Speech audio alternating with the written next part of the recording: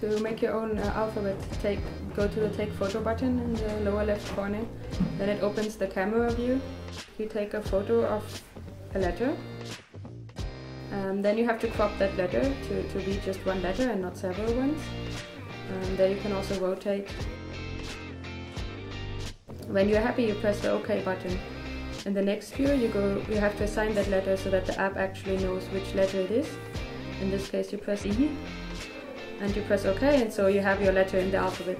This is what you need to do over and over again until you have 42 letters. That is your full Urban Alphabet. Urban Alphabets is a project that works on different platforms. But what the project is all about is about going out into your city, going out into Riga or any other city in the world, and capturing photos of letters and capturing the city's identity.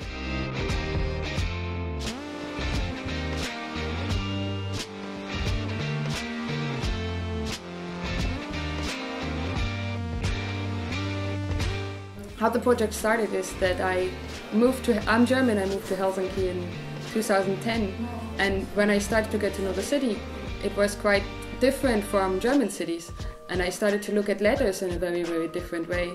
And then I just came up by chance with the project idea of doing this on a smartphone, and the feedback was very, very positive, and I started doing this more and more, and I really got into the idea of bringing the Urban Alphabets project to a portable device that you have with you anyways every day, so you can capture the letters at any time of the day, on your way to work, on your way back from work, in your free time, whatever, and you don't need to do an entire alphabet just in 1 hour in one go, but you can actually capture the letters over time and use the application whenever you find an interesting letter on your way.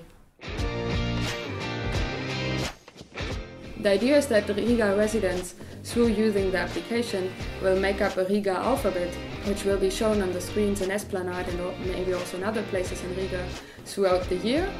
And the idea is that this alphabet of Riga is not something that's made up once and it stays like that forever, because that's also what the city is like. The city is changing, and the Riga alphabet will be changing by the participants uploading new letters, and it automatically, those letters that are uploaded from Riga go into the database and go into the Riga alphabet. Urban Alphabets, I see it as a tool, and we can do very, very different things with it.